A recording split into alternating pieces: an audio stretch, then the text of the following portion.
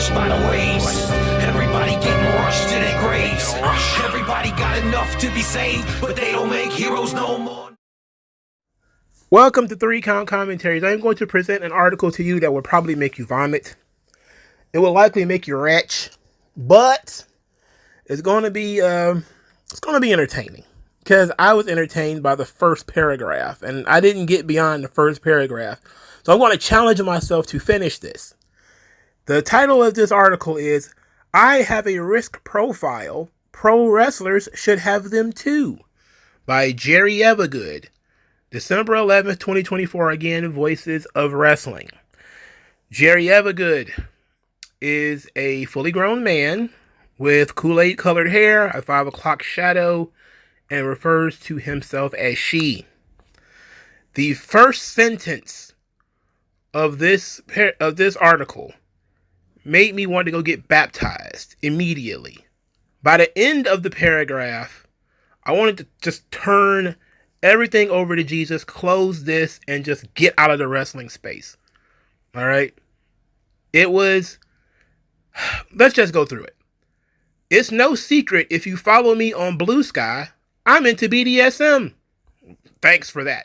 Just wonderful way to start a wrestling article is about your kinks. Great.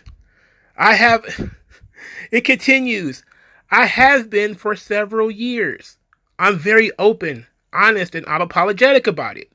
My interests of focus are electricity, impact, tickle torture, and staples. I love being tormented, teased, and put through agony. What on earth? Why do I need to know any of this? Well, I don't understand why. This is not Bumble. All right? This is a wrestler. This is not what's another one? Hinge. All right? This is not a dating site. I don't need to know all this stuff about you. What is going on? Oh my goodness. It continues by saying, it dawned on me recently, the morning after I got zapped repeatedly with a stun gun, yes, it hurt, that pro wrestling and BDSM have a significant thing in common. Consensual risk. Consensual risk. Oh, that's exactly what I'm thinking about when I'm watching pro wrestling is kinks. You know, I guess, you know, the Finn Balor foot fetish, when you kind of, I love it when guys jump off the top rope and use their little feet and land right in the middle of somebody's chest. It really gets me all worked up. What the hell? Are they having conversations with this person on a podcast or whatever, and this shit just comes up? Like, no, man. Like, what on earth? What's happening here? This is too personal. This feels like MySpace in like 2008 or something. Let's continue. Let's push forward. This is a personal challenge. I'm not going to be able to read this more than once. So I'm going to do it all at one time, all right? That's why I didn't read it all and then try to read it again, because I knew I wasn't going to be able to get through it more than once. Whether you're taking your first training steps to be a pro wrestler, entering your first match, maybe taking your first chair shot, or any further risk you may be willing to accept in your career, pro wrestling is a risk. The risk of injury is always high, and usually it's over the most mundane of moves and efforts. We've seen people take hardcore bumps and come up relatively fine, only to proceed then to watch another wrestler land on their shoulder doing a drop kick and be out for months. Okay, you get injured in sports and athletics. People get hurt. I don't see how that's a kink. Okay, let's go. I don't understand. Let's go. BDSM has been no different. I have been through my own hells and been okay, relatively in the end, only to then trigger spasms in my back as I got off a spanking bench. A spank bench? What on earth? Why is spank bench in a wrestling article? This is entirely too personal. Take this down, please. This needs to be taken down. First, I'm going to record it for posterity, but then this needs to be taken down. All right. I'm going to spread this toxicity as far as possible. And then I'm going to hope that people take this down. All right. Please. This is gross. All right. But it's funny. I can't lie. It's gross, but it's funny. All right. So it says risk and injury can come at any time and can be the most mundane and unexpected moments. It's not just the risk that pro wrestling and BDSM have in common. It's the importance of having a risk profile. And that's what I want to discuss. I think every wrestler should have it.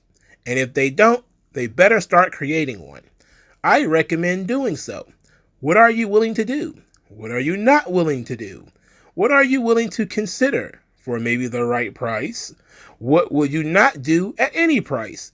And will you be able to articulate that to a promoter who pushes you to do it for them? Having a risk profile gives you the ability to make better decisions and better understand your abilities, limits, and boundaries.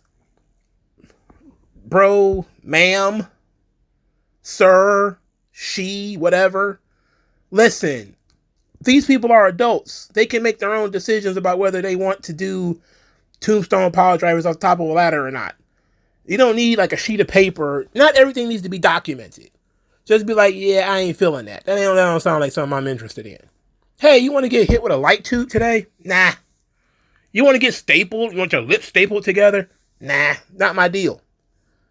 I mean, how many people can manage to go through their entire wrestling career without some kind of document, some kind of name tag that says, hi, my name is Jack, I'm into staples and thumbtacks? Are you serious? Again, this is not Hinge. It's not Bumble. It's not whatever other, I can't think of any, goddammit. What is going on with these people? These people are sick. Over the years, wrestlers have taken more significant and greater risks. Bigger and bigger challenges, doing more dangerous stunts in exchange for what is hopefully a major pop and or monetary reward. I'm sorry, but monetary reward should come first, and then comes the pop. Okay. Somebody says, these are grown adults in an adult field making their own choices and decisions on what to put their bodies through. So be it if they're willing to do that for my entertainment. What I want wrestlers to consider, though, is whether they are doing it because they want to do it, or if they're doing it because they feel like they must do it. All right, now that's a subject worth talking about. If I was an editor or something like this and I was to read this, I would say, let's take right here. What I want wrestlers to consider is whether they are doing it because they want to or because they feel like they have to. That's what is worth discussing here, okay? Whether guys who do all these crazy stunts, especially as they get older in their career, like Ric Flair. You know, when Ric Flair became, like all of a sudden Ric Flair wanted to run around in thumbtacks at 50-something, 60-something, whatever. He wants to fall off ladders. Get the fuck out of here. No. No, you shouldn't be doing that, Rick. It's not smart. If you didn't do it at, 30 or 35 or anything like that, why are you doing it at 60? That's a conversation worth having, especially as older wrestlers take more bumps, like guys like PCO. I talk about him a lot, who go out there and destroy his body every week. Does he feel like he has to do that in order to stay relevant in today's business? That's worth talking about. That is worth discussing. But not BDSM and spank benches and stun guns. Why is a stun gun involved in this? I don't want this stuff in my head. Let's keep going. It says, if it's a want, carry on, my wayward wrestler. Get slammed on those thumbtacks. Go through the glass. Get set on fire. I'm not going to yuck your pro wrestling yum. Yuck your pro wrestling yum? What does that mean? Are we getting European in here now too? Because that might be the worst of all of this shit. Continuing. But if it's something you feel you need to do, if you feel you are being pressured to do it, maybe stop and think about your risk profile and if it's worth it. Well, God damn it. Don't everybody do this? Everybody should do this. at every job, whether it's something that you're interested in doing or not. Come on. Continuing. Because as a pro wrestler, you are most likely setting yourself up to be in pain the rest of your adult life. The question is, how much pain are you willing to risk? How much pain is worth it? How much pain are you willing to endure for the endorphin high of the audience's admiration? How much pain is enough? And how much pain is too much? Remember, just because you can take something doesn't mean you should. Well, that's obvious. We're stating the obvious, all right? Wrestling's been going on for over 100 years. Sometimes guys don't want to do something simple. I once read in an article where Shawn Michaels said, I think it was the Barbarian, wouldn't take a bump for his drop kick. This was in like the early 90s, back when, bigger guys felt the need to not really take bumps for smaller guys. And he was like, nah, you and Jannetty gonna have to drop kick me together in order to get me to take a bump. Just you, not enough. Like, that's the kind of stuff that, guys, when they could speak for themselves before all this stuff became a kink for theater kids, they could speak for themselves and say, yeah, we're not doing that. That's stupid. Or, hey, you're going to hit me with the chair. Make sure you hit me flat in the back. And, if you hit me in the head, I'm going to kill you. I got an injured knee. Stay away from that knee. Hold on, brother. My wrist is kind of rough tonight. There's a ton of this kind of shit. Like, what are we talking about here? This is not out of the ordinary. I mean, come on. This thing continues, my God. Oh, Lord. I'm not trying to be preachy. I am only suggesting as things get more dangerous in the world of pro wrestling, I want younger wrestlers to put more thought into what they won't do as compared to what they are willing to put themselves through. You'll save yourself a lot of grief and harm if you do that. Get a baseline and be ready to put yourself on the ground if pushed otherwise. At the end of the day, promotions don't care about you. I know there are promotions out there that claim to be family and whatnot, but don't believe that noise. They care about you as long as you can go. Once you are damaged goods, they'll move on to the next shiny toy. Or if you're getting big cheers, send out your corpse and use every last bit of life out of you until you are a shell of what you once were, both in and out of the ring. Now this shit got dark. We done went from kinky to grim. What the fuck is the tone of this article here? What is going on? Look, I'm not saying I even disagree with this. Sometimes wrestlers, they stay on too long because, they have that addiction. And Ric Flair's got it. We talked about quite a bit already. Undertaker's another one. He kept getting concussions and kept coming back because he was chasing something. I get that. Again, a subject worth discussing is, guys who stay on too long and people who take too many risks. It'd be better to call it the Jeff Hardy principle. Jeff Hardy was jumping off ladders at like 21, 22. And then he's still jumping off ladders right now and he's 50. It's like, for starters, he got typecast, as the ladders guy, the tables guy, which is not really fair. But it's what happened. Like, everybody wants to throw Edge and Christian in ladder matches all of a sudden. Oh, you're the ladders guy. We're going to throw you in a ladder match. It's your specialty. It's your gimmick. Your gimmick is like tearing up your ankles and knees and shit. Back and everything. That's your specialty. No, you're a professional wrestler. You're not supposed to be working with ladders anyway. That's supposed to be a special thing that happens every once in a while. Whatever. Let's continue. Once you figure out what you won't do, then you can start figuring out what you are willing to do. And you can always reevaluate as you gain experience and trust. Trust should be another important aspect of your risk profile. You may be willing to do certain spots with some wrestlers you won't do with others. That's how I am with my partners. I will let some partners do things to me I won't let others do to me because of the trust factor. Ugh. Trust is essential and should not be taken for granted or freely given. Get a diary, all right? Go Doug Funny this shit somewhere else, man. This is not good. This is not good, bro. This patty mayonnaise shit you got going on here is not working for me, bro. This is not good. Okay. I'm trying to push through this. All right, I'm sorry. Start establishing trust and start building connections. Go with your gut feeling. If something feels off about your opponent's mindset, attitude, behavior, or skill set, and they suggest a risky spot, be willing to put your foot down, even if they are a veteran. You may save yourself a lot of grief. I would rather be disappointed something didn't go down and feel as if I protected myself than the alternative where something wasn't right. I did it anyway, and now I'm filled with regret over my decision. See, this motherfucker needs a diary. All right?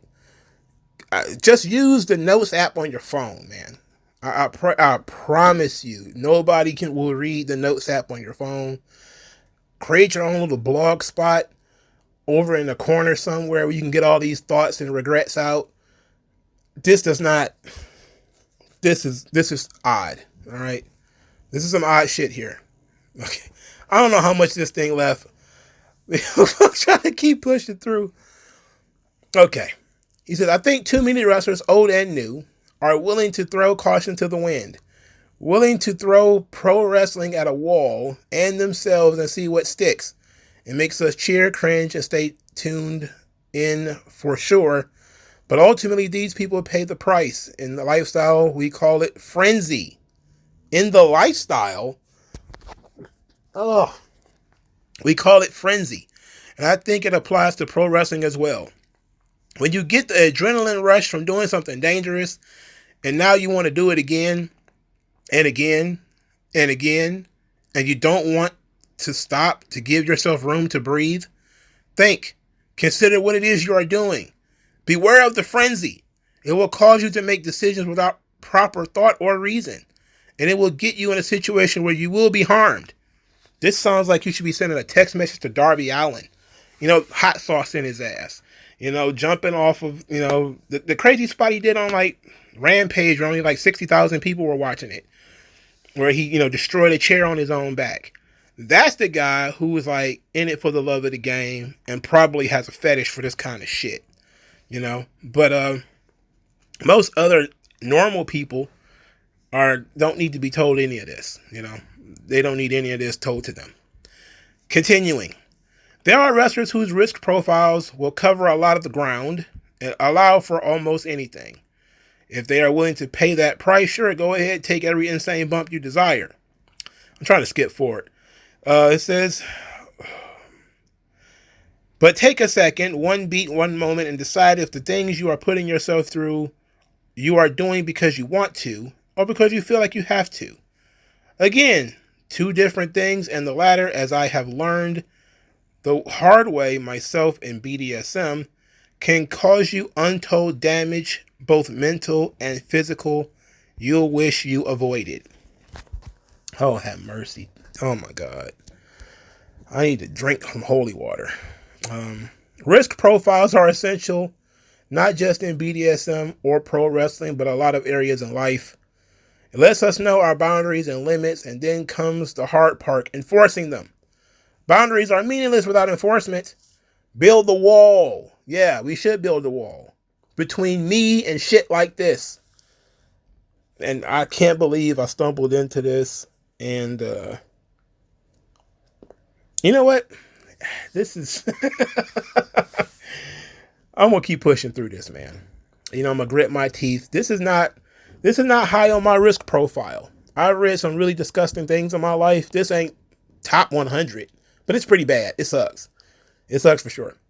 Boundaries are meaningless without enforcement. Never let promoters push you around. Never let fans push you around. Never let other wrestlers push you around, and always go by your gut and instinct. If something feels off, call off the damn spot. Okay, you're repeating yourself now. Skipping ahead. I don't know if this article made any sense. It did not.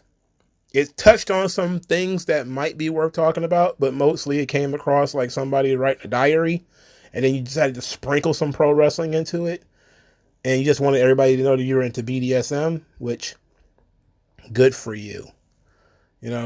Praise be the name, Jerry Evergood. Moving on. I don't know if this article made any sense. It admittedly seemed like a bit of a silly idea when I decided to write it, but ultimately I believe in it. Wrestlers, think about what you won't do, and you'll negotiate and what you are willing to do. Build camaraderie and trust with fellow wrestlers, especially those you are coming up in the ranks with, and defend and stand firm on your boundaries and limits.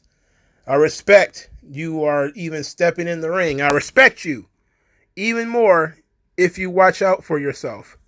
In BDSM, I practice PRICK. Huh?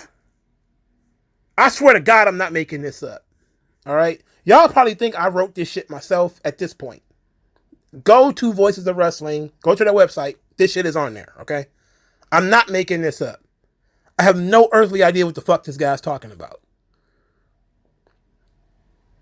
He's off in the weeds again. So I'm going to read that again because I'm trying to... What the fuck? In BDSM, I practice PRICK.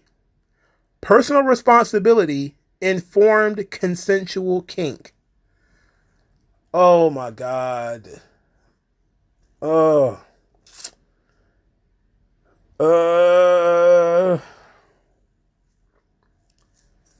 Okay. What we do in kink is not safe. What you do in pro wrestling is not safe. The best we can do is be proactive in protecting ourselves as best we can. Make informed decisions and stand our ground when something makes us feel uncomfortable or uneasy. Never forget, always remember, you are your best advocate. Sometimes you will be your only advocate. Never lose sight of that. Create your risk profile. Update it as needed. And always stand firm in the face of pressure. The end. Holy guacamole. What? Now I can get this shit out of here. I don't even want to look at this. I don't even want to think about this shit anymore. Again, there was something in there worth talking about. But we got lost in kink shit and spank benches and stun guns and, prick and all this other stuff. I don't know. Whatever. Whatever. This did not enrich your life at all, I'm sure. You could have gone the rest of your life without knowing any of this shit. And I will not apologize because I stumbled across it and read it, and I occasionally bring things to you guys that you might find interesting. So if you're into BDSM, you know where to look. Like, share, subscribe. Talk to you guys later. No one does it better.